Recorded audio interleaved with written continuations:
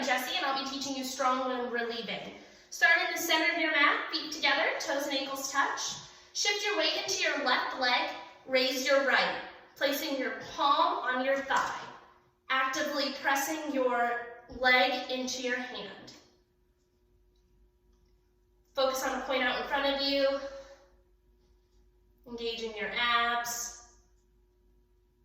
Release. Shift your weight into your right leg, raise your left. Virtually no weight in your hand. Shoulders back and down, away from your ears. Working on the stamina of your standing leg. Release, strong wind relieving.